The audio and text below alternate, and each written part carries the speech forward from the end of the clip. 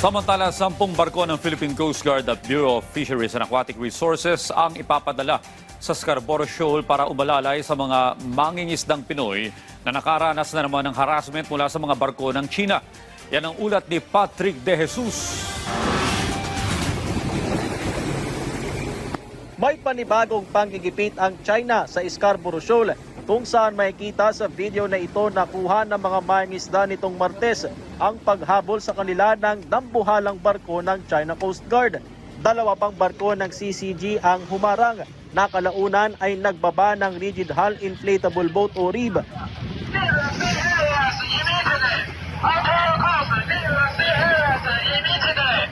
Para itaboy ang bangka ng mga mangingisdang Pinoy. Sumama pa sa pangharas ang isang Chinese maritime militia vessel.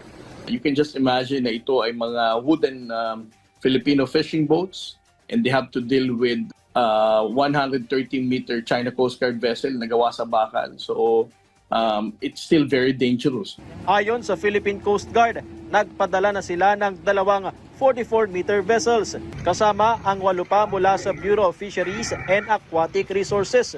Hindi lamang para makapagbigay ng seguridad sa ating mga mangingisda, but also for us to provide yung ayuda, no? Dahil alam naman nating tumataas ang presyo ng fuel, and the ordinary Filipino fishermen are directly impacted with this price increase. Ngayong Miyerkules, nagsagawa rin ng Maritime Domain Awareness o MDA flight ang PCG sa Bajo de Masinloc kasama ang PTV News.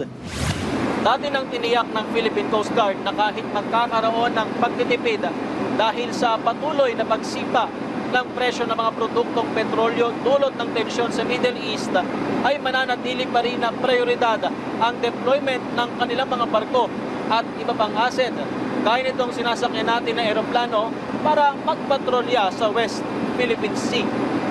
Iginiit ng mga piloto ng PCG ang karapatan ng Pilipinas sa Scarborough Shoal bilang sagot sa paulit-ulit na radio challenges ng PLA Navy ng China, kung saan isa dito ay nanggaling sa PLA Air Force.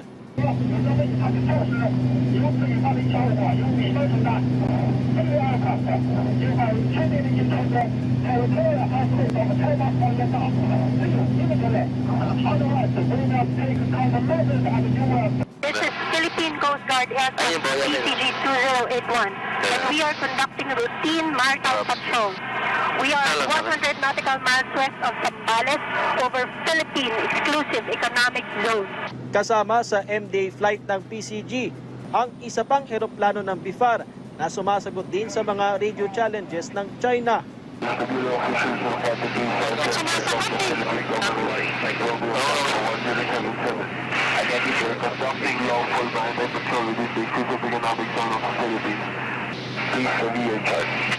Nananatiling nakapaligid sa Bajo de Masinloc ang 3 warship ng PLA Navy, 5 barko ng China Coast Guard at 2 Chinese maritime militia. Muli ring naispatan ang Chinese floating buoy. Mula sa West Philippine Sea, Patrick De Jesus para sa Pambansang TV sa Bagong Pilipinas.